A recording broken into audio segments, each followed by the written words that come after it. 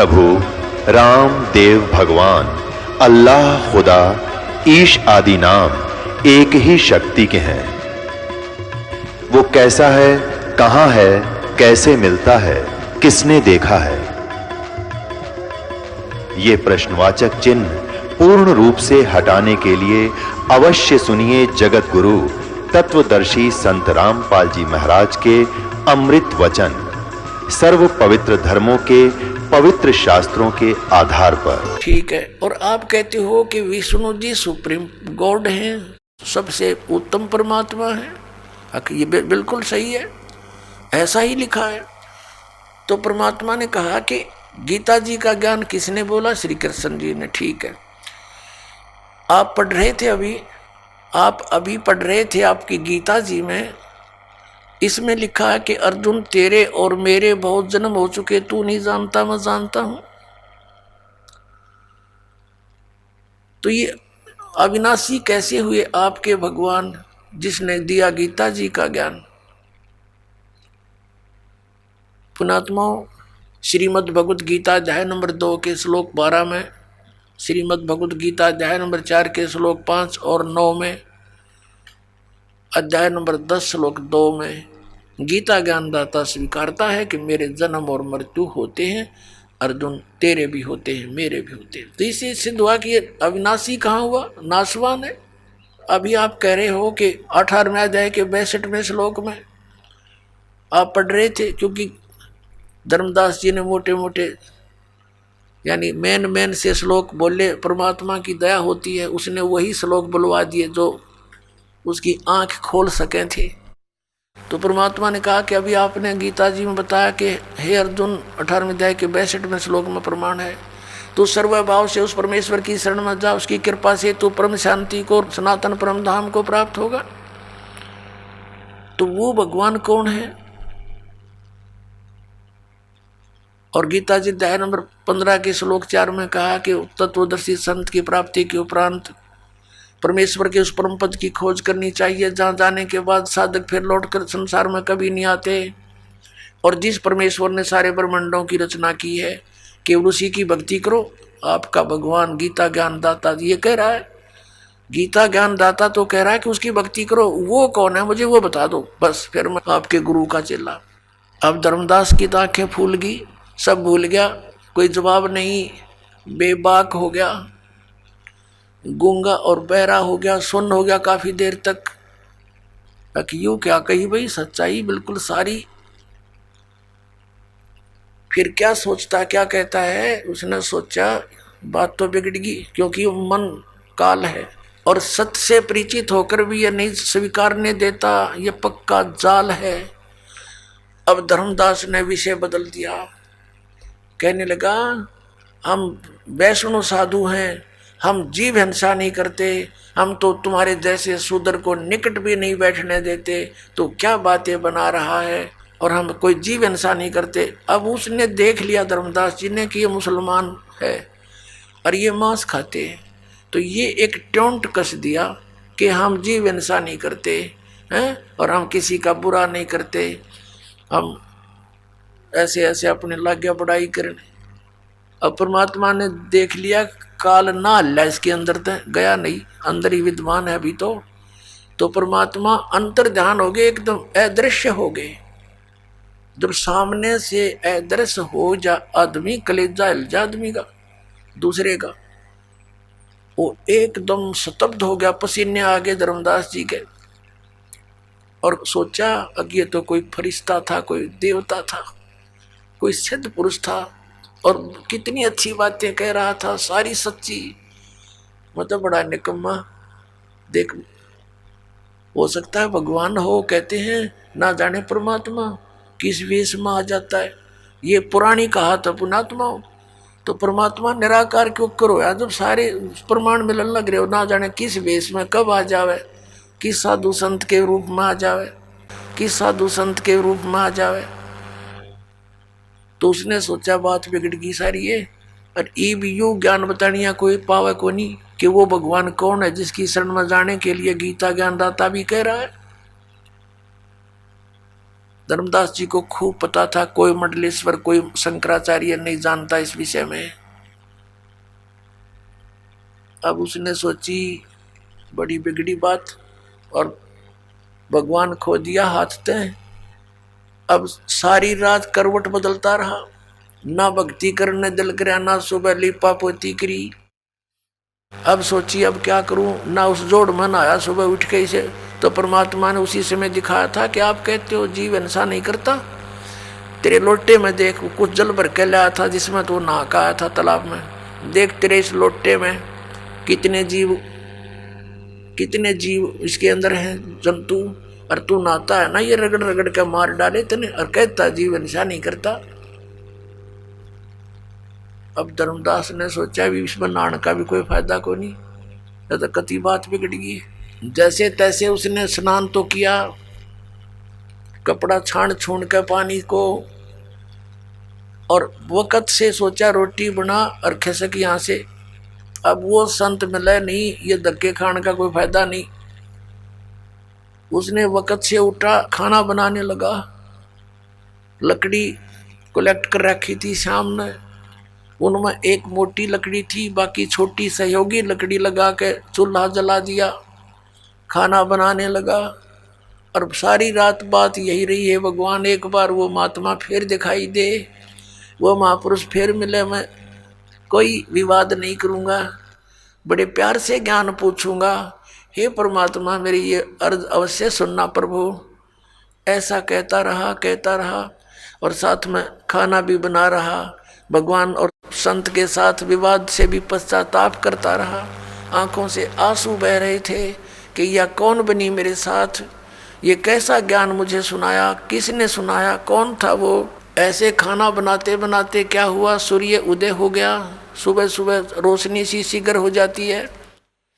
उधर से खाना तैयार होने को हुआ, लकड़ी जलती जलती, वह मोटी लकड़ी अंदर से थोथी थी, उसमें चींटियाँ थी, चींटियाँ ब्याई हुई थी, अंडे दे रखे थे, बहुत ढेर सारी थी।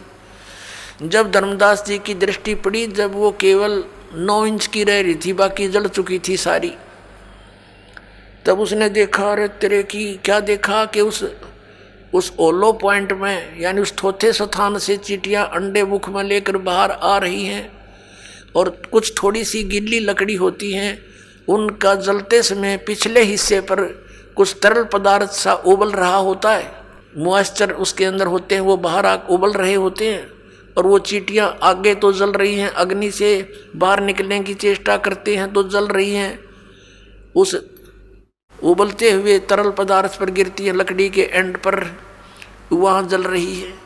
उसी समय उसने आव देखा ना ताव देखा, अपना लोटे का पानी डाल दिया, लकड़ी बुझा दी, जितना भोजन बना था वो अलग रख दिया,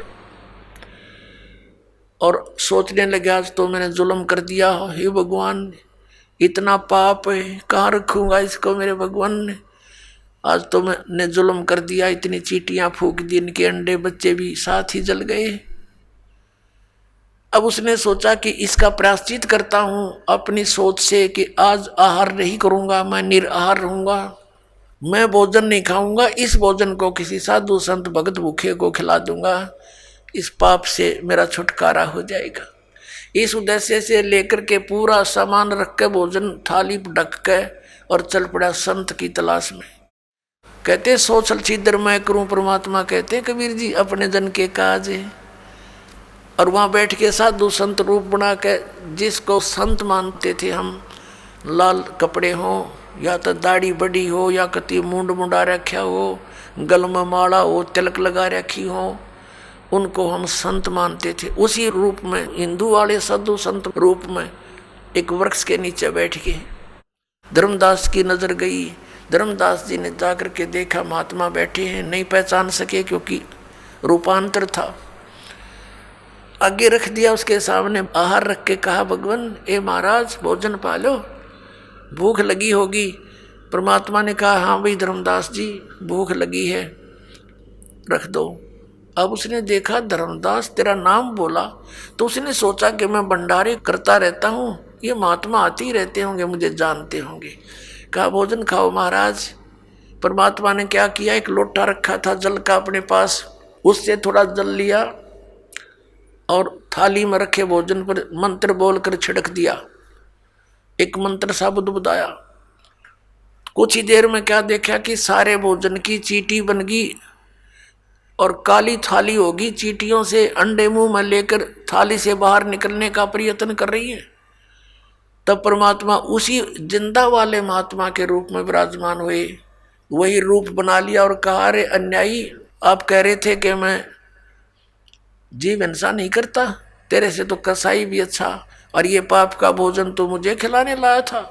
जब धर्मदास जी ने देखा कि तो वही महात्मा है, चरणों में पड़ गया, पैर पकड़ लिए, रोए बुरी तरह कि महाराज माफ करो मुझ पापी अपराधी को, मुझसे कल बहुत बड़ी भूल हुई, भगवान मुझे कुछ और ज्ञान सुनाओ। तब परमात्मा ने उसको ज्ञान सुनाया, सृष्टि रचना सुनाई। अब फिर वागी बात वहीं पर माँ विष्णु महेश पे कि ये अजर अमर नहीं है, इनकी जन्म मृत्यु होती है। तो धर्मदास जी ने फिर दोबारा एक बार फिर थोड़ी सी मन में दोष पैदा कर लिया और कहा, महात्मा जी देखो, आपकी बातों को मैं स्वीकार कर रहा हूँ, लेकिन श्री राम कृष्ण से ऊपर मेरी आत्मा स्वीकार नहीं करती कि इनसे ऊपर भी कोई परमात्मा हो सकता है। भगवान ने सोचा, काल तो अभी भी पंजे गाड्डे बैठा है इसके अंदर और निकला नहीं। परमात्मा फिर अंतर्ध्यान हो गए, सारी कथा सुनकर सारा ज्ञान सुना दिया। आत्मा मान रही है, लेकिन ये पुराना रंग हृदय से उतरता नहीं और यही हमारा शत्रु है। अब धर्मदास जी ने देखा कि तो फिर अब तो कभी नहीं मिलेगा, मैंने तो जुल्म कर दिया। अब वह गलती बढ़ने के बाद उसको पश्चाताप बहुत हुआ, रोता रहा, रोने लगा बुरी तरह। अब ना तो वृंदावन जाने को दिल करा, ना बरसाने को। अब सोचा कि चल वापस घर को चलते हैं।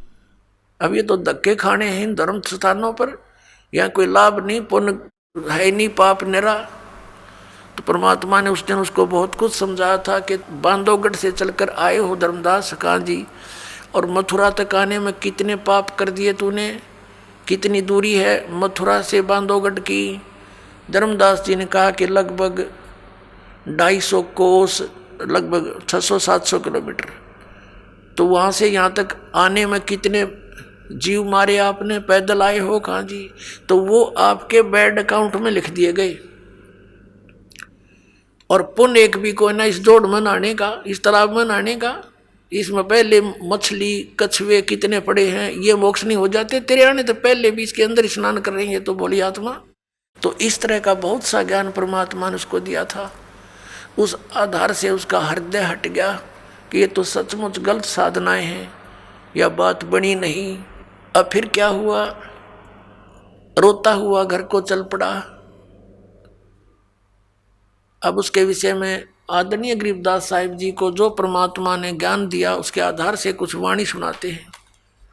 दर्जन दे का रूप शैल वृंदावन कीनी, तहाँ मिले धर्मदास करत हैं बहुत अधीनी। बहुरंगी बरियाम कामनी कामी सोई, दर सतगुरु का रूप धनी उतरे हैं लोई। आदरणीय गरीबदास साहिब जी को भी परमात्मा मिले थे, गांव छुड़ानी, जिला झज्जर, हरियाणा के अंदर, और उनको भी जिंदा महात्मा के रूप में मिले थे। जब गरीबदास जी 10 वर्ष के थे, अपने ही खेतों में, ये किसान यानी जाट जाति में जन्मे थे गरीबदास साहिब जी, अपने ही खेतों में गौवें चरा रहे थे, 10 वर्ष के थे, और भी बहुत से बड़ी उम्र के पाली गवाले थे। तो वहाँ परमात्मा आए थे सतलोक से चलकर जिंदा महात्मा रूप धारण करके, और उस दिन भी उन्होंने कुंवारी गाय का दूध पिया था। फिर गरीबदास साहिब जी की आत्मा को सतलोक लेकर गए थे, फिर वापस छोड़े थे, उनको चिता पर रख दिया था मरा हुआ जानकर, मृत जानकर। उसके बाद चिता से उठकर चल पड़े थे, अग्नि नहीं लगाई थी तब तक। तो उसके बाद आदरणीय गरीबदास साहिब जी ने आंखों देखा परमात्मा की समर्थता, और फिर उनकी दिव्य दृष्टि परमात्मा ने खोल दी थी। उन्होंने अपने उस परमात्मा से प्राप्त ज्ञान के आधार से फिर परमेश्वर कबीर जी की महिमा को कलम तोड़ बोला। अब जैसे श्री तुलसीदास जी ने श्री रामचंद्र जी की रामायण जो लाखों वर्ष पहले घटना घटी थी वो सारी चित्रात कर दी अपनी लैंग्वेज में लोकोक्तियों के माध्यम से, और आज सबको मान्य है वही की वही, और वो सच्चाई है। ऐसे ही गरीबदास साहिब जी ने अपनी दिव्य दृष्टि से देखकर सब पहले जो भी मालिक की लीलाएं हुई थी वो सब लिखवा दी, बोल दी, जो आज दास आपको पढ़कर सुना रहा है। दिव्य दृष्टि का अंतर होता है। दिव्य दृष्टि क्या है? जैसे दूरदर्शी होती है, दूरदर्शी यानी दूरबीन बोलते हैं, उसका रेंज होता है। कोई तो ज़्यादा से ज़्यादा 1 किलोमीटर तक का देख सकती है, एक देख ले 100 किलोमीटर का। तो ऐसे इनमें रेंज का अंतर होता है, अक्षमता का अंतर होता है। ऐसे ही गरीबदास जी की जो दिव्य दृष्टि थी वो बहुत पावर की थी। उन्होंने लाखों वर्ष पहले की और कई अरबों युगों पहले की सृष्टि तक की रचना को एज इट इज सुना दिया जो भगवान ने बताया था। तो क्या कह रहे हैं? अपरमात्मा से परिचित थे ही वो। उन्होंने क्या कहा? बहुरंगी वरियाम कामनी कामी सोही, दर सतगुरु का रूप धनी उतरे हैं लोई। सतगुरु का रूप धर के, एक तत्वदर्शी संत का रूप धारण करके, धनी, धनी माने खुद मालिक, सबके मालिक, धनी माने मालिक, सबके मालिक, वो धनी उतरे हैं लोई। वो परमात्मा कबीर जी आए थे धरजन दे का रूप शैल वृंदावन कीनी, तहाँ मिले धर्मदास करत हैं बहुत अधीनी। धर्मदास जी बहुत प्यार से बोला करते थे, भगत थे वो। परम उजागर रूप ध्यान बहुरंगी बाना, तहाँ मिले धर्मदास आचार विचार दीवाना। कौन तुम्हारी जात कहाँ से आए स्वामी, पूछे पुरुष कबीर धनी साहेब नीकामी। अब परमात्मा ने, देखो पुण्यात्मा, वो हमारे मालिक हमारे लिए कितने भटक रहे हैं, दुख पा रहे हैं। हमें अपनी शरण में लेकर के सुख देने के लिए, सतलोक ले जाने के लिए, आपका सर्व संकट नाश करने के लिए आपके निकट आना चाहते हैं। लेकिन हमने ज्ञान गलत ग्रहण कर रखा है, जिस कारण से हम भगवान को पहचान नहीं पाते। परमात्मा ने आकर क्या कहा? कौन तुम्हारी जात कहाँ से आए स्वामी। धर्मदास जी को, उस जीव को, 2 कौड़ी के जीव को, वो परमेश्वर आकर कहता है कहाँ से आए स्वामी। हे स्वामी जी, स्वामी का अर्थ क्या होता? मालिक। हे स्वामी जी, हे मालिक, कहाँ से आए आप? और जब उसने सीधा बोला तो वो सुने नहीं, क्योंकि उसमें तो काल भरा था पूरा।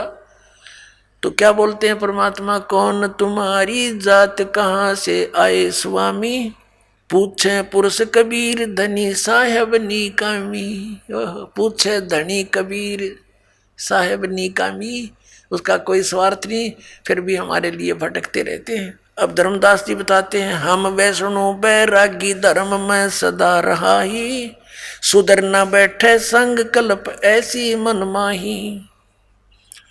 सुन जिंदा मम ज्ञाने को अधिक आचार विचार, अमरी करनी जो करे उतरे भवजल पार। श्रीमद् भगवत गीता अध्याय नंबर 4 के श्लोक नंबर 25 से लेकर 30 तक वर्णन किया है कि कोई तो देवताओं की पूजा करता है, कोई केवल सदग्रंथों के स्वाध्याय करके ही करता रहता है, कोई योग आसन ही करता है, कोई अहिंसावादी यानी तीक्ष्ण व्रत धारण करता है, मुंह पर पट्टी बांध कर नंगे पैरों घूमता है, और कोई किसी प्रकार से साधनाएं करता है, कोई हठ योग करता है, घोर तपस्या करता है, और सभी अपनी अपनी साधनाओं को, उपासनाओं को पाप नाश करने वाली मानते, यानी श्रेष्ठ मानते। तो ऐसी धर्मदास जी बताने लगे कि जो हम बतावे ना ऐसी क्रिया कर ले, उसका मोक्ष हो जाता है, कल्याण हो जाता है, भवसागर से पार हो जाता है। सुन जिंदा मम ज्ञान को, धर्मदास जी कहते हैं, हे जिंदा महात्मा, हे जिंदा सुन मेरे ज्ञान को। अधिक आचार विचारे, हमारी करनी जो करे उतरे भव जल पार।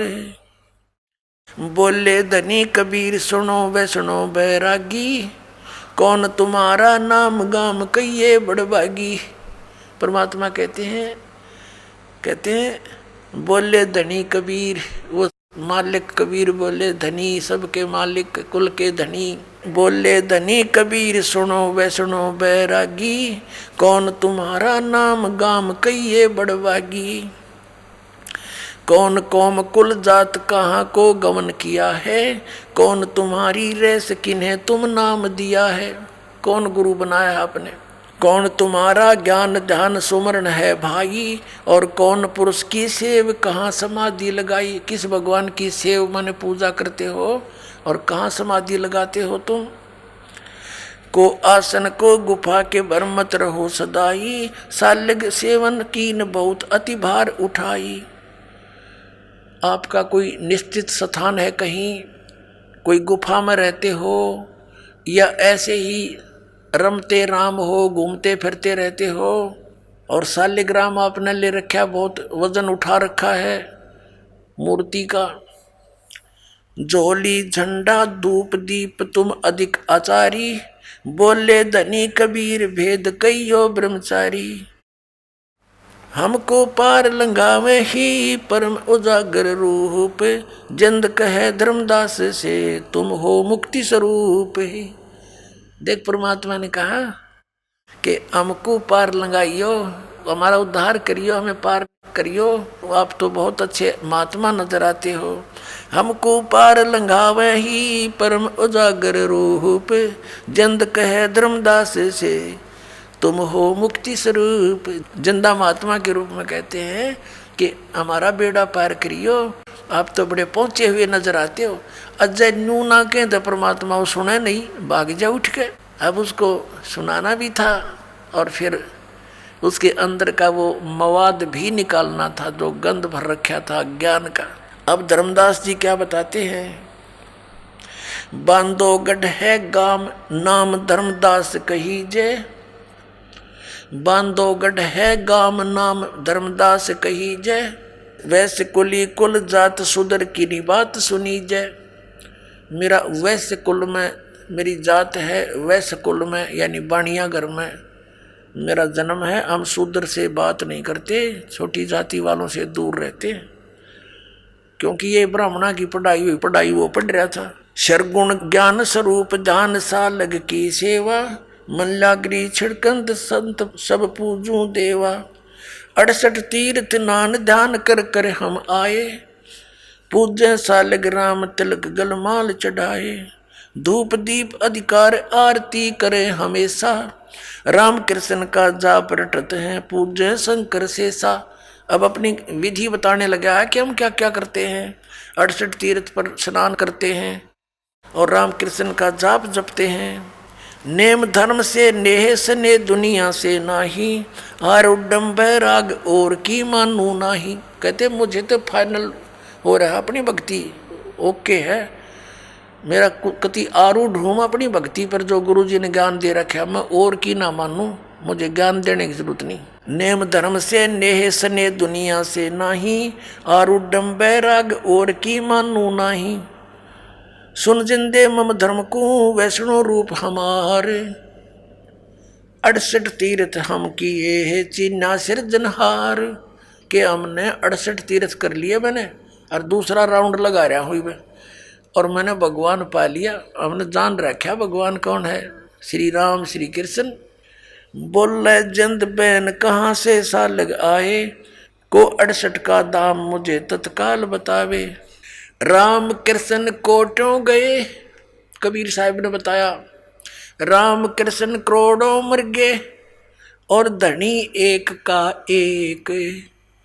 जंद कहे धर्मदास से ये बूझो ज्ञान विवेक। अब ये तेरे राम कृष्ण करोड़ों मर लिए और वो धनी एक का एक, अगर जरा सा भी विवेक रखता है तो उस ज्ञान को बूझ मेरे तय। अनंत कोट ब्रह्मांड रचित सब तज रहे नियारे, जिंद कहे धर्मदास से जाका करो विचारे। अनंत कोट ब्रह्मांडों की रचना करके इनसे अलग सतलोक में विराजमान है, उसका विचार कर। बोलत है धर्मदास सुनो जन दे मम बाणी, कौन तुम्हारी जात कहाँ से आए प्राणी। अब देखो अपने पिता के साथ विवाद कर रहा है वो बोली आत्मा, हम ऐसे गिर गए अज्ञान युक्त होकर। अब परमात्मा तो उसको स्वामी जी कह रहे हैं और वो स्वामी जी बना बैठा 2 कौड़ी का जीव, और क्या कहता है, तुम कहाँ से आए प्राणी, हे जीव तू कहाँ से आया। धर्मदास जी कह रहे हैं भगवान को। बोलत है धर्मदास सुनो जन दे मम बाणी, कौन तुम्हारी जात कहाँ से आए प्राणी। अब धर्मदास जी कह रहे हैं सरगुण सेवा सारे है, सेवा माने पूजा, सरगुण जैसे मूर्ति पूजा करते हैं भगवान की बना करके, सरगुण सेवा सारे है निर्गुण से नहीं नेहे, सुन जिंदा जगदीश तू हम शिक्षा क्या दे। अब परमात्मा क्या कहते हैं, बोले जिंद कबीर सुनो बाणी धर्मदासा, हम खालिक हम खलक ये सब हमरा प्रकाशा। हम खालिक रचने वाले, हम खालिक और ये खलक सब हमारा बना हुआ है, मैं पूर्ण परमात्मा हूँ। हमसे चंद्र सूर, हमसे ही पानी और पवना, हमसे धरणी आकाश रहे हम 14 भवना। हम रचे सब पाषाण नदी ये सब खेल हमारा, अचराचर बहु खान बनी बहुविध 18 बहारा।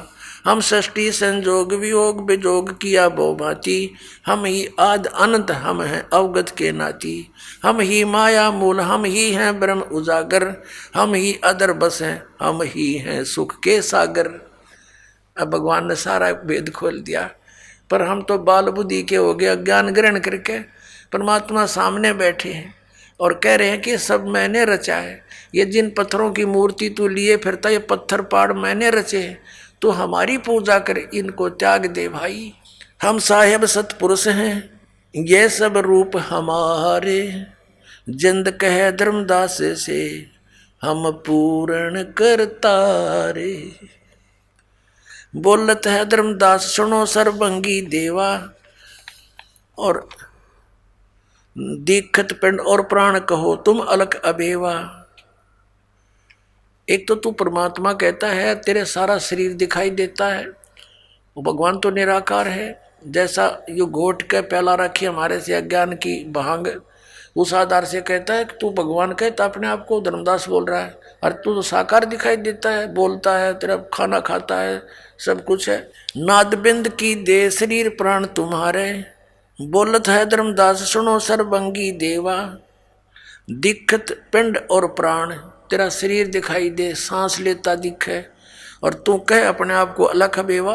नादबिंद की दे शरीर है प्राण तुम्हारे, तुम बोलत बड़ बात नहीं आवत दिल हमारे। तू बात करे बड़ी बड़ी भगवान कह, पर मेरे जचती नहीं तेरी बात, दिल में नहीं समाती, मेरे गले नहीं उतरती। खान पान स्थान देह में बोलत दीसम, कैसे अलग स्वरूप भेद कहिए जगदीशम। किस प्रकार तू भगवान है मुझे वर्णन कर। बोलत है जिंद अबंध सकल गट साहेब सोई, हम ही राम रहीम करीम पूर्ण करतारा। कबीर साहब कहते हैं हम ही बांधे से तू चढ़े संग पदम 18, हम ही रावण मारा लंक पर करी चढ़ाई, हम ही 10 सिर का मारा देवताओं की बंद छुटाई। अब परमात्मा कहते हैं तुम जिस राम श्री कृष्ण के ऊपर आश्रित हो, जब श्री रामचंद्र जी हार चुके थे, थक चुके थे, रावण मर नहीं रहा था, और जब जीव हार लेता है परम पिता को याद करता है, कोई परम शक्ति है, तो उसके पूर्व संस्कार उस पूर्ण परमात्मा स्वयं जाते हैं और गुप्त रूप में कहते हैं हमने ही रावण मारा था, राम के बस का ना था वो मारना। और समुद्र पर पुल भी राम से नहीं बना था, 3 दिन तक घुटनों पानी में खड़ा होकर के श्री राम प्रार्थना कर रहा था समुद्र से रास्ता दे दे, रास्ता दे दे। उसने रास्ता नहीं दिया, जब मारना चाहा तो समुद्र रूप बाहर आया ब्राह्मण रूप में।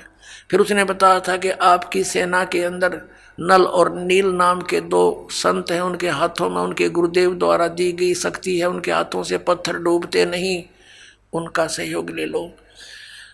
उस दिन उस नल और नील में भी अभिमान आ गया था। उन्होंने भगवान को याद ना करके, गुरुदेव को याद ना करके सीधी प्रभुता दिखानी चाहिए थी, वो पत्थर डूब गए थे, उनके हाथों से तरे नहीं थे। तब परमात्मा स्वयं गए थे वहां पर, मुनिंदर रूप में आए हुए थे, ऋषि रूप में कबीर जी सतपुरुष। तब रामचंद्र जी ने देखा, नल नील ने कहा कि देखो हमारे गुरु जी आ गए, इन्होंने हमें ये शक्ति दी थी। तब श्री राम ने प्रार्थना की थी संत मुनिंदर ऋषि जी से, परमेश्वर से, कि हे भगवान, हे ऋषि जी, अपने भक्तों को तो अब शक्ति दे सकते हो, आप तो परम शक्ति युक्त हो, कुछ रजा बख्शो। ऐसे ऐसे सारी अपनी कहानी दुख भरी बताई कि ये ऐसे ऐसे हो गया हमारे साथ, समुद्र पर से जाना अनिवार्य है। तब परमात्मा ने कहा, एक सोटी ले रखी थी भगवान ने, एक छड़ी, कहा कि आ जाओ मेरे साथ साथ। एक बहुत बड़े पहाड़ के चारों तरफ रेखा अंकित कर दी कि इसके बीच बीच के पत्थर उठा लो, ये हल्के कर दिए हैं। तब वो पत्थर उठाए गए और फिर वो पुल बनाया गया था।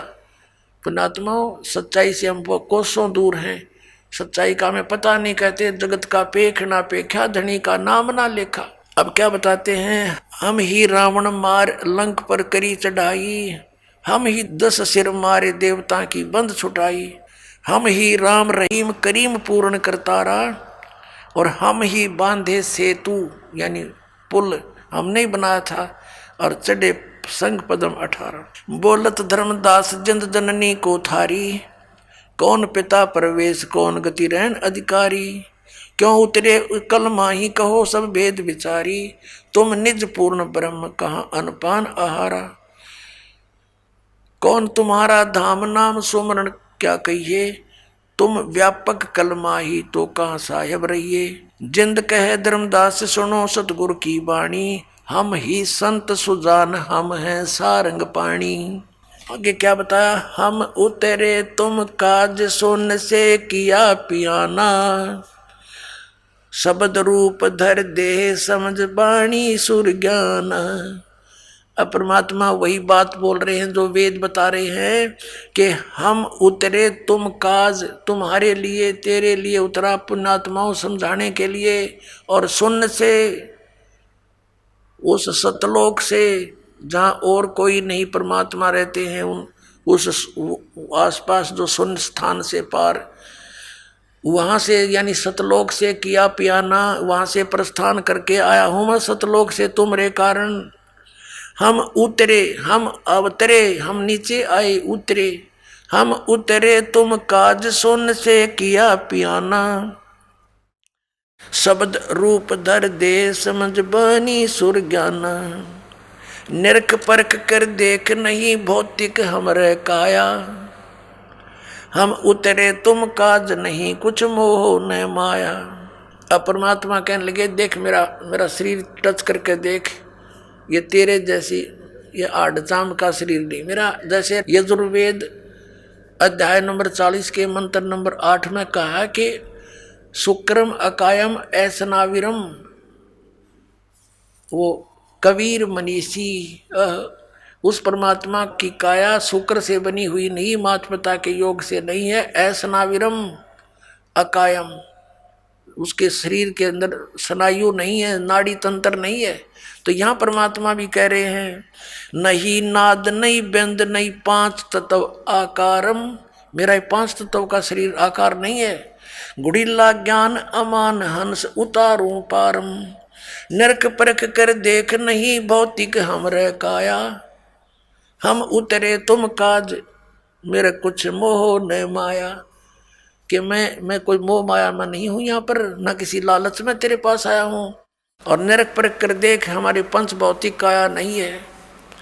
गगन सोन में धाम है वो अवगत नगर नरेश, गगन सोन में सबसे टॉप मोस्ट प्लेस पर हमारा धाम है। अगम पंथ कोई जाने नहीं ये खोजत शंकर से हेस, ये तुम्हारे भगवान भी खोज रहे हैं, उसको वहां तक ये पहुंच नहीं पाए। बोलत है धर्मदास सुनो सतगुरु सैलानी, निरख परख से न्यार भेद कहूँ अकल अमानी। परमात्मा कहते हैं, ना मैं जन्मू ना मैं रू, ना मैं आऊं न जाही, जन्म मरण का आना जाना मेरे नहीं है।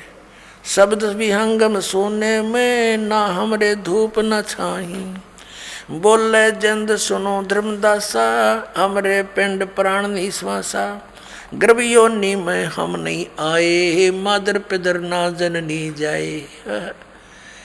कहते हैं बोले जिंद रूप में, जिंदा रूप में बैठे भगवान कहते हैं, सुनो धर्मदासा, हमरे पिंड प्राण नहीं श्वासा, हमारे शरीर में श्वास नहीं है, हमारा तुम्हारे जैसा पिंड नहीं है, शरीर नहीं है, हमारे तुम्हारे जैसा पिंड यानी शरीर नहीं है, प्राण नहीं है, श्वास नहीं है। गर्भ योनि में हम नहीं आए, हम किसी माँ के जन्म नहीं लिया, मादर पिदर ना जननी जाए, हम किसी माता पिता से जन्म नहीं हुआ मेरा। शब्द स्वरूपी रूप हमारा क्या दिखलावे आचार विचारा। अब जैसे धर्मदास ने कहा था कि मैं जीव हिंसा नहीं करता, परमात्मा याद दिलाते तुम कितना पाप करते हो दिन भर में। सत्य ब्राह्मण की है हत्या, जो चौका तुम देवो नेता, जो तुम चौका देते हो, लीपते हो जितने पोर्शन को और वहाँ खाना बनाते हो, इसमें इतने जीव हिंसा हो जाती है सूक्ष्म प्राणी। जैसे सत्य ब्राह्मण की हत्या कर दियो, इतना पाप तेरे बैड अकाउंट में लिखा जाता है। सत्य ब्राह्मण की है हत्या, जो चौका तुम देवो नेता, ब्राह्मण से हत्या जो होई, जल स्नान करत हो सोई। और 1000 ब्राह्मण की हत्या, इतना पाप लगता जब तुम इस तालाब में, इस मथुरा के जोड़ में नहाते हो, इसे तीर्थों में मसल मसल कर रगड़ रगड़ के ना जाने कितने जीवों का नाश कर देते हो। अपने साफ जल में नहाओ, घर बैठ के धक्के खाते फिरो ऐसे। ना कोई गीता में लिखा ये 68 तीर्थ करना, गीता में लिखा हरे राम हरे कृष्ण सीता राम राधे श्याम मिला दे। गीता जी पढ़ते हो और उसके विपरीत साधना करते हो भगवान के, तुम अपराधी बन गए हो। भगवान का नियम तोड़ दिया है, शास्त्र विधि त्याग कर मनमाना आचरण कर रहे हो। अब धर्मदास सुन हो गया। अपने आत्माओं जब दूसरी बार भगवान अंतर ध्यान हुए, उसके बाद वो रोता हुआ चल पड़ा। अब यहाँ थोड़ी सी जीव हिंसा गिनाते हैं कि सत्य ब्राह्मण की है हत्या, जो चौका तुम देवो नेता, ब्राह्मण से हत्या जो होई, जल स्नान करत हो सोई। पृथ्वी ऊपर पग जो धारे, करोड़ जीव एक दिन में मारे। तुम सैर सपट्टा करते हो, काम बस जाते हो, यहाँ तीर्थ पर आते हो, एक दिन में करोड़ ब्राह्मण की हत्या कर देते हो। इतने जीव, करोड़ जीव एक दिन में मारे, घूमन फिरन में 1 करोड़ जीव मार देते हो और वो तुम्हारे बुरे अकाउंट में लिखे जाते हो। और इस तालाब में इस तीर्थ मान का पुण्य तो एक भी को नहीं, क्योंकि गीता में प्रमाण नहीं, तो वो यूजलेस है, वो दंत कथा है। और तुम पाप नरे इकट्ठे कर लिए बहुत गने, तो पुण्यात्मा ये मार्ग ठीक नहीं। फिर क्या बताते हैं, कहते खान पान में दमन प्राणी, कैसे पाओ मुक्त निशानी। तुम कहते हो ना भी हम जीव हिंसा नहीं करते, और रोटी खाते हो, खान पान में भी बनाते समय जीव जले और खाते समय जीव मरे, तो कहते तुम कैसे मोक्ष प्राप्त करोगे इस तरीके से। और जो मंत्र हैं तुम्हारे वो यूजलेस हैं, वो गीता जी में प्रमाणित नहीं है। अब क्या बताते हैं, अब धर्मदास जी जो परमात्मा अंतर ध्यान हो गए दूसरी बार, फिर बुरी तरह रोए, हे भगवान ये तो बहुत बुरी बनी है परमात्मा। तावा रोवत धर्मनी नागर, कहाँ गए मेरे सुख के सागर। जब परमात्मा अंतर ध्यान हो गए तो फिर रोने लगा धर्मदास। फिर जो परमात्मा ने सारा ज्ञान दिया तो उसके बाद उसने फिर भी खरपतवार रहा। तीसरी बार जो परमात्मा अंतर ध्यान हुए तब उसने क्या कहा, धर्म कह सुन जिंद तुम, हम पाए दीदार, गरीबदास नहीं कसर कुछ, उगड़े मोक्ष द्वार। फिर क्या कहता, त्रिदेवन की महिमा अपारम, ये है सर्वलोक करतारम। अब वो अंदर का गंध फिर उछल गया, उसके अंदर भरा हुआ था ज्ञान। क्या कहता, त्रिदेवन की महिमा अपारम, ये है सर्वलोक करतारम। सुन जिंदा क्यों बात बनावे, झूठी कहानी मोहे सुनावे। मैं ना मानू बात तुम्हारी, मैं सेवत हूँ विष्णुनाथ मुरारी। गौरी शंकर गणेश मनाऊं, इनकी सेवा सदा चितलाऊं। जब उसने तीसरी बार ये बकवाद करी परमात्मा, कहते हैं गरीबदास साहिब जी लिखते हैं, तावाली न बहे निर्वाणी, मगन रूप साहेब सैलानी। कहते हैं फिर परमात्मा तीसरी बार अंतर ध्यान हो गए, छुप गए। तावालीन बहे निर्वाणी, और मगन रूप साहेब सैलानी। अब फिर क्या करते हैं, धर्मदास जी वापस चल पड़े घर को। कहते हैं तावा रोत धर्मनी नागर, कहाँ गए मेरे सुख के सागर। अब ये मन बकवाद अवश्य कर देता है, वाद विवाद बहुत करता है। जब इसको परमात्मा मिलने के चांस होते हैं ये अड़ियल घोड़े की तरह अड़ जाता है। और पहले किसी ने जैसी भी लोक वेद दंत कथा सुना रखी है सहर स्वीकार कर ली, नो बैठ के हाँ सही है। और यहाँ सच्चाई बताई जाती है, यूँ खड़ा हो जाता है, कति ऐसे घोड़ा अड़ के खड़ा हो जाता है, नहीं ऐसे कैसे ऐसे कैसे। और जब सारा डंगा इकट्ठा करें फिरे थे, कोई कुछ भी कह देता था वो स्वीकार्य था, क्योंकि इसको पता लग गया कि यहाँ आते इसका कल्याण हो जाएगा। इसलिए सैकड़ों खरपतवार भर देता है, खुरापात भर देता है, खड़े कर देता है। लेकिन ये समर्थ है परमात्मा, हमारा परमात्मा मालिक है, ये कोई भी शंका इस मन के नहीं छोड़ेगा, आखिर में इसकी देह ही तोड़ेगा। कहते तावालीन बहे निर्वाणी, मगन रूप साहेब सैलानी। तावा रोत धर्मनी नागर, कहाँ गए मेरे सुख के सागर। फिर रो रहा है और कह रहा कहाँ गए सुख सागर। भूल लगी जाता हमसे, मैंने बहुत वाद विवाद कर दिया। बेग मिलो कर हूँ अपघाता, मैं ना जी हूँ सुनो विधाता। हम जाने तुम दे स्वरूपा, हमारी बुद्धि अंधगर कूपा। हे परमात्मा मैंने तो आपके साथ वाद विवाद किया, हमारी बुद्धि तो अंधेरा कुआ है, घेरा कुआ है जिसमें प्रकाश नाम की चीज नहीं। और हमने आपके साथ बहुत विवाद किया, अक्षमा करो मेरे मालिक। बेग मिलो कर हूँ अपघाता, मैं ना जीवूं सुनो विधाता। हम तो मानुष रूप तुम जान्या, सुन सतगुरु का किया पियाना। मैंने तो आपको एक मनुष्य समझा था, अब कहाँ चले गए भगवान, एक बार मुझे बता दो, मैं वहीं आ जाऊंगा। अगम ज्ञान कुछ मोहे सुनाया, मैं नहीं जीवूं अविगत राया। तुम सतगुरु अवगत अधिकारी, मैं ना जाना लीला थारी। तुम अवगत अवगनासी साई, फिर मोको कब मिलो गुसाई। कमर कसी धर्मदास को पूर्व पंथ पियान, गरीबदास रोवत चले बांधो गढ़ अस्थान। कल्प करे और मन में रोवे, दसों दिशा को वो मग जो है। कल्प करे यानी कल्प रहा है, कल्प रहा यानी तड़फ रहा अंदर अंदर, और कल्प करे और मन में रोवे, और दसों दिशा को वो मग जो है। दसों दिशा को देख रहा है, कभी पीछे आगे, भगवान कहीं छुप तो नहीं रहे, यहीं आसपास तो नहीं छुपे बैठे हैं, और मिल जाए तो मेरी बात बन जावे। कल्प करे और मन में रोवे, दसों दिशा को वो मग जो है। चारों तरफ देखे, कहीं ऊपर तो आकाश में तो नहीं है। तो इस तरह वो अपने घर आ जाता है। अब घर पहुंच गया तो उसकी पत्नी बड़ी धार्मिक थी। उसने पूछा कि भगत जी कैसे वापस आ गए, आपने तो अभी बहुत समय लगाना था, आ गए आप 15-20 दिन में, 10 दिन में। आपका तो 2-3 महीने का टूर प्रोग्राम था, कई तीर्थों का चक्कर था आपके। और धर्मदास रो रहा है, बोल नहीं पा रहा। ऐसा वियोग हुआ हमसे ती, जैसे निर्धन की लुट जा खेती। इतना दुख हो गया उस पुण्यात्मा को भगवान के भी छोड़ने का और अपनी नादानी का, कि मैंने जुल्म कर दिया वाद विवाद करके, अनमोल रतन हाथ से खो दिया। अब इतना बुरी तरह रो रहा है, जिस बालक के माता पिता दोनों मर जाते हैं, और टक्कर मार मार कर रोता है, जुबान बंद हो जाती है। ऐसी स्थिति में घर पहुंच गया, आंसुओं से सब कमीज भीग गया। उसकी पत्नी ने सोचा भगत जी बोल नहीं रहे, क्या बात है। और इतना शीघ्र आने का कारण उसने स्वयं अपनी बुद्धि से सोचा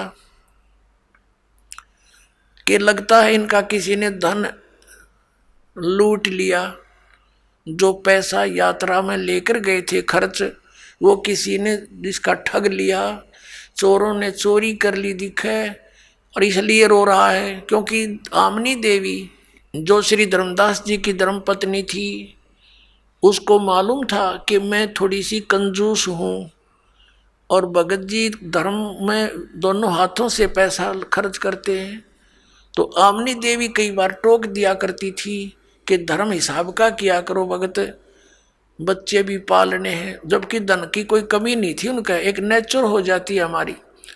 तो उस आधार से उसने सोचा कि कहीं भगत जी इसलिए रो रहा हो कि मैं ही टोका टाकी करूंगी, इसने नाटूंगी कि और पैसा ना ले जा, बतेरे हो गए तेरे धर्म कर्म, तो इसलिए रो रहा हो कहीं मेरा काम अधूरा रह गया और यही ना नकुर करेगी, मानने को नहीं। तो उसने कहा हे भगत जी, आपका किसी ने धन लूट लिया, कोई बात नहीं, आप कितना धन ले जियो, मैं मना नहीं करूं कति आपको, मेरे कारण दुख ना पाओ। और भगवान ने कोई कमी छोड़ रखी, तुम्हारे इतना धन दे रखा, और ले जाइयो धन, अपना काम पूरा करके आओ। अब वो रोता रहा और उसकी सुनता भी रहा बहुत बुरी तरह। काफी देर में जाके उसका हिचकी बंद हुई, धीरे धीरे रोता हुआ कहने लगा कि आमने यदि ये भौतिक धन मेरा नाश हो जाता मुझे कोई दुख नहीं था, और ले जाता मैं तेरे से प्रार्थना करके, इसका दुख मुझे नहीं था। मेरे से आज ऐसा धन हाथ से चला गया, अब शायद मुझे वो मिला नहीं, मैं इतना नीच हूँ। और मैंने ऐसे ऐसे उस महापुरुष के साथ ऐसी जलालत कर दी, और तीसरी बार उसके साथ मैंने विवाद करके हाथों से खो दिया। अब वो मिला निर्मय जीव नहीं। फिर उसने से धीरे धीरे जब शांत सा दिल हुआ, आमनी जी को सारी पिछली जो घटना थी सारी सुना दी। आमनी ने कहा कि आप तो बुद्धिमान व्यक्ति थे, और लाला जी तो बिजनेस में माहिर होते हैं, आप इस सौदे को कैसे चूक गए। आइए अब हम उन श्रद्धालुओं के अनुभव जानते हैं जो जगत गुरु तत्वदर्शी संत रामपाल जी महाराज जी से दीक्षा प्राप्त कर चुके हैं तथा उनके द्वारा बताए गए भक्ति मार्ग पर चल रहे हैं। नमस्कार सर। नमस्कार सर। सर क्या नाम है आपका? गजेंद्र देहरी। गजेंद्र जी आप कहाँ से हैं? मैं उड़ीसा से झारसुगुड़ा जिला से लखनपुर ब्लॉक का चाटीपल्ली गांव से हूँ। सर संत रामपाल जी महाराज से नाम दीक्षा आपने कब ली? मैंने संत रामपाल जी महाराज से नाम दीक्षा 2020 जून महीना में लिया। संत रामपाल जी महाराज से नाम दीक्षा लेने से पहले आप क्या भक्ति साधनाएं करते थे? मैंने संत रामपाल जी महाराज से नाम दीक्षा लेने से पहले सभी गुरुओं के भक्ति की थी। उड़ीसा में जितने भी हैं, जैसे ब्रह्म कुमारी, ओम शांति, जय गुरुदेव, अलेख महिमा, सदगुरु, कृष्ण गुरु, सबकी भक्ति कर रहा था। और बचपन से मुझे एक असाध्य रोग था, जो डॉक्टर ने बता दिया था कि ये क्यूरेबल नहीं है, असाध्य रोग है। तो तभी से मैंने भक्ति में जुड़ गया था, बचपन से भक्ति में जुड़ गया था। सिकल सेल एनीमिया सिरोसिस था। डॉक्टर ने बुर्ला का, जो हमारे उड़ीसा का बहुत बड़ा हॉस्पिटल है, बुर्ला हॉस्पिटल, उसके नज़दीक है गुप्ता नर्सिंग होम, वहाँ पे बता दिया था डॉक्टर ने। तो वहाँ से मैंने, जब मुझे घर लेके आए घर के लोगों, तभी से मैंने भक्ति लगा दी थी कि परमात्मा की शरण में जाऊँ, अपना कल्याण कराऊँ, भक्ति करूँ और मोक्ष पा के संसार से उद्धार हो जाऊँ। ऐसे बचपन से भक्ति में लग गया था। और भक्ति करते करते कोई राहत नहीं मिल रहा था। जहाँ भी जाऊँ, जिस गुरु भी बनाऊँ, जिस भक्ति भी करूँ, कोई राहत नहीं मिलता था।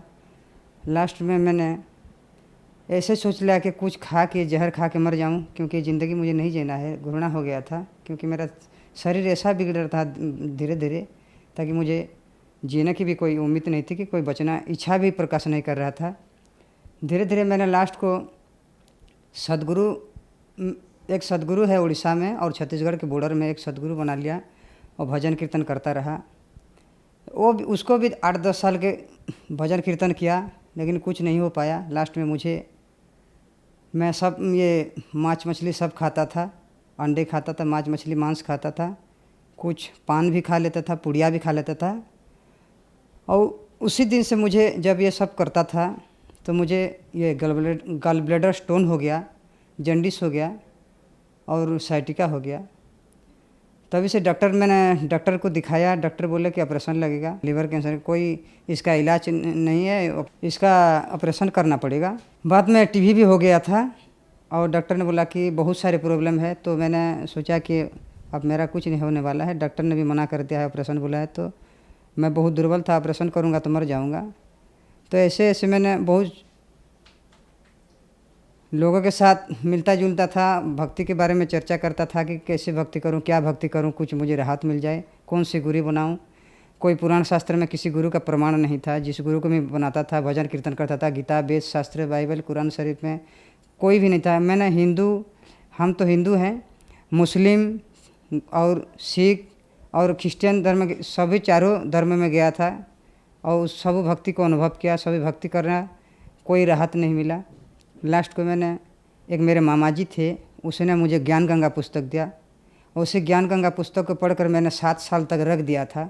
जब ये स्टोन हुआ मुझे और जॉन्डिस हो गया, तो मैंने उसी ज्ञान गंगा के बारे में फिर तलाश की, फिर पढ़ा और मैंने उसमें प्रमाण था, जो आप जितने भी हम भक्ति करते हैं सब शास्त्रों के विरुद्ध है। कोई प्रमाण नहीं है वेद शास्त्रों में, 18 पुराण में, बाइबल में, कुरान शरीफ में, गुरु ग्रंथ में किसी का प्रमाण नहीं है कि पूरा गुरु हैं। और ब्रह्मा विष्णु का महेश्वर का मैं भक्ति करता था। मुझे तो बचपन से था कि ये नाशवान है, अविनाशी नहीं है, क्योंकि इसका जन्म मृत्यु होता था।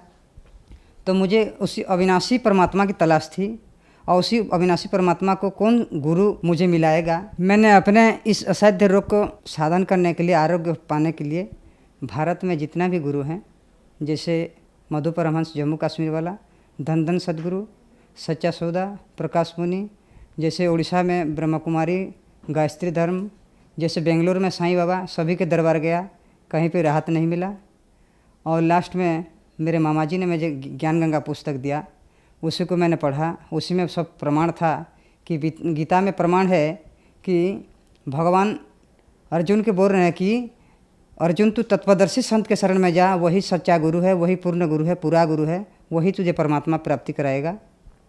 और मैंने पढ़कर उसके रख दिया था। जब मुझे प्रॉब्लम होने लगा, ये बीमारी हो गया, स्टोन हो गया, ग्लब्लडर स्टोन हो गया, तभी मैंने ज्ञान गंगा बही खुला और देखा, पढ़ा और नाम लेने के लिए मुझे ज्ञान, सबको पहले मैंने परीक्षण निरीक्षण किया कि संत रामपाल जी महाराज जो हैं अवतार हैं, अभी उनके शिष्य बता रहे हैं, उसमें प्रमाण दे रहे हैं कि ये पूरा गुरु हैं, ये परमात्मा हैं और इनके शरण में जाने से सभी रोग कष्ट दूर होते हैं, सुख होता है, शांति होता है, सतलोक प्राप्ति है, मुक्त होता है। तब मैंने सब पहले मैंने पढ़ा लिखा था, बीए किया था, बीए पढ़ा था, तभी मैंने अक्षर ज्ञान था, तो मैंने पहले निरीक्षण करना शुरू कर दिया कि संत रामपाल जी महाराज कैसा गुरु हैं और किसके अवतार हैं और परमात्मा कौन है और पूरा गुरु को है। ऐसे मैंने छानबीन सब वेद शास्त्र प्रमाण देखा कि श्रीमद् भगवद गीता अध्याय 4 श्लोक नंबर 34 में लिखा है कि अर्जुन तो सर्वभाव से सरलतापूर्वक निष्कपट भाव में उस तत्वदर्शी संत के शरण में जा, वो तुझे तत्वज्ञान देंगे और उसी तत्वज्ञान से पाकर तू उस परम पद को खोज लेना, जहाँ जाने के बाद साधक को संसार कर लौट कर नहीं आना पड़ता है। तभी मैंने गीता भी 2 टाइप का गीता मंगाया, उसमें वेरीफाई किया, उसको मिलाया कि संत रामपाल जी महाराज जो ज्ञान गंगा पुस्तक में जितने भी 18 पुराण, 4 वेद, 6 शास्त्र, बाइबल, कुरान, कुरुस ग्रंथ से जितने भी प्रमाण दिए हैं, सबको मैंने ला के मेरे पास जितने भी वेद ग्रंथ था उसमें मिलाया। आसपास के गांव में जितने भी लोगों के पास, मेरे पास जितने भी नहीं थे, उसको मैं आसपास के गांव के जाके मिलाया, तो सब उस जितने भी श्लोक उसमें लिखा था मिलाप किया, सब सही निकले। और मैंने सोचा कि संत रामपाल जी महाराज पूर्ण परमात्मा, अविनाशी पूर्ण ब्रह्म कबीर साहब के अवतार हैं, क्योंकि बाइबल में, ऑर्थोडॉक्स बाइबल में लिखा है कि कबीर ही परमात्मा है, कुरान शरीफ में लिखा है कि अल्लाह कबीर है, गुरु ग्रंथ में लिखा है कि गुरु नानक बता रहे हैं कबीर ही परमात्मा है, और श्रीमद् भगवद गीता के 13वां अध्याय में कबीर साहब का नाम है, और भगवद गीता 7 नंबर अध्याय के 9 नंबर श्लोक में भी है। मैंने सब प्रमाण मिलाया, तब मैंने ठान ली कि यही गुरु है और कबीर साहब ही परमात्मा है और कबीर साहब के अवतार हैं संत रामपाल जी महाराज। तब मैंने नाम लेने के लिए ठान ली। और हरियाणा को जब मैंने मोबाइल में सत्संग देखा, उनके सत्संग देखा, उसके पीली पट्टी में जो नंबर आते थे, उसी पीली पट्टी में हरियाणा आश्रम को लगाया। वहीं से आदेश आया कि आप उड़ीसा के संबलपुर नामदान केंद्र है, भुवनेश्वर में भी है, कलाहांडी में भी है, कौन सा नज़दीक है, वहीं का नंबर देंगे। मैंने बोला कि संबलपुर नामदान केंद्र मेरा नज़दीक है। संत रामपाल जी महाराज इसके नामदान संबलपुर नामदान सेंटर से 2020 21 जून को ऑनलाइन मोबाइल में नामदान लिखा ली। सर, जैसे कि आपने बताया कि आपको सिकल सेल नाम की बीमारी थी, जॉन्डिस था, लीवर कैंसर था, डॉक्टर ने आपको ये कह दी थी कि आप कुछ ही दिन के मेहमान हैं। आपने संत रामपाल जी महाराज से नाम दीक्षा ली, तो क्या आपको इन बीमारियों से निजात मिला? जितने बीमारी थे सब में मुझको धीरे धीरे आराम लगने लगा। अभी स्वस्थ हूँ और सभी बीमारी मेरे दूर होने लगा। मैं अभी भक्ति कर रहा हूँ और अभी जितने भी बीमारी था सबसे मुझे राहत मिल गई है। सिकल सेल में मुझे बहुत 24 जो लगता था, ट्रामाडोल लगता था, डायनापार लगता था, पेंडूर लगता था, ये सब लगाता था। जितने देर तक इसका ये असर था तब तक अच्छा लगता था। उसका असर निकल गया तो फिर अच्छा नहीं लगता था। ऐसे ऐसे करके मैं चलता था। और जब परमात्मा के शरण में आया, बंदी छोड़ सदगुरु रामपाल जी परमात्मा के शरण में आया, तभी से मुझे राहत मिलने लगा। और मेडिसिन मैंने छोड़ दिया, मेडिसिन दवाई सब छोड़ दिया। अब स्वस्थ हूँ और परमात्मा की भक्ति कर रहा हूँ। हमारे घर में पैसों की आर्थिक अवस्था बहुत दुर्बल थी। घर में कली झंझट होता था। संत रामपाल जी महाराज की दया से अब घर में कली कुलज कम हो गया और आर्थिक स्थिति भी बदल गया। अभी परमात्मा की दया से सब ठीक ठाक है। सर क्या क्वालिफिकेशन है आपकी? मैंने परमात्मा की दया से BA कंप्लीट किया हूँ और उड़ीसा के जो उत्कल यूनिवर्सिटी है उसी में MBA का एडमिशन किया हूँ और पढ़ाई चल रहा है और भक्ति भी चल रहा है। सर आप एक एजुकेटेड पर्सन हैं और आपने बताया कि आपने संत रामपाल जी महाराज से ऑनलाइन नाम दीक्षा ली। आपको बहुत सारी बीमारियां थीं। आपने बताया कि आपने लगभग सभी धर्मगुरु बनाए, आप जगन्नाथ मंदिर गए, आप देवी देवताओं के पास गए, कहीं भी ठीक नहीं हुए। संत रामपाल जी महाराज से आपने ऑनलाइन नाम दीक्षा ली और आप ठीक हो गए। ऐसा कैसे संभव हो रहा है? बंदी छोड़ सदगुरु रामपाल जी महाराज जो नाम दीक्षा देते हैं, जो मंत्र देते हैं, सब श्रीमद् भगवद गीता के 17 नंबर अध्याय के 23 नंबर श्लोक में ओम तत्सत जो है उसको 3 बार परमात्मा नाम देते हैं। तो हम जब ये शास्त्र अनुकूल भक्ति करते हैं, मैंने शास्त्र अनुकूल भक्ति किया, तब मुझे फ़ायदा शुरू होने लगा, स्वास्थ्य में बदलाव आने लगा, आरोग्य आने लगा। और ये तो प्रमाणित ज्ञान है, प्रमाणित भक्ति है जो सदगुरु बंदी छोड़ सदगुरु रामपाल जी महाराज से हमें मिला। सर जैसा कि आपने बताया कि आप बहुत ज़्यादा बीमार थे, आपको बहुत ऐसी लाइलाज बीमारियां थी जो ठीक नहीं होने की थी। आपने संत रामपाल जी महाराज के शिष्यों के इंटरव्यू देखे कि वो लोग ठीक हो रहे हैं, तो आपको भी लगा कि मैं भी ठीक हो सकता हूँ। आज आप खुद टीवी पे खड़े हैं और आप भी एक उदाहरण हैं। तो जो लोग आपको टीवी पर देख रहे हैं और वो दुखी हैं, परेशान हैं, उनके लिए आप क्या कहना चाहेंगे?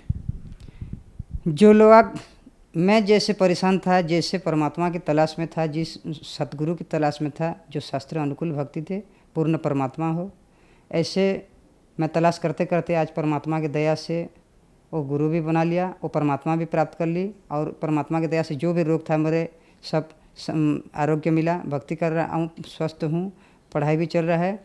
और ये मेरे जो विश्व में जो भारतवासी हैं सबको मैं करबद्ध प्रार्थना करके हाथ जोड़ता हूँ कि जो भी इस वर्ल्ड में, इस भारत देश में, उड़ीसा में हैं, सबको प्रार्थना कर रहा हूँ मेरे भाई और बहनों, माता पिताओं से कि ये संत रामपाल जी महाराज जो हैं ये शास्त्र के अनुकूल भक्ति देते हैं। और श्रीमद् भगवद गीता 4 अध्याय 34 श्लोक नंबर 34 में जिस तत्पदर्शी संत के बारे में बताया है वही गुरु हैं। और उनके शास्त्र अनुकूल भक्ति से जो भी नाम दीक्षा लेगा उससे मोक्ष मिलेगा और उसको आरोग्य मिलेगा, यही प्रमाण है वेद शास्त्रों में। सर संत रामपाल जी महाराज से नाम दीक्षा कैसे ली जा सकती है? हमारे भारत देश के कई टीवी चैनलों में संत रामपाल जी महाराज जी के सत्संग आते हैं। नीचे में एक पीली पट्टी चलती है, उसमें आश्रमों का नंबर रहता है, उसी नंबर में फ़ोन लगाएंगे और अपने अपने नज़दीक में, अपने अपने डिस्ट्रिक्ट में जो भी नामदान केंद्र है संत रामपाल जी महाराज जी के, वहीं से अपने आपको नामदान मिल जाएगा। धन्यवाद सर। नमस्कार सर।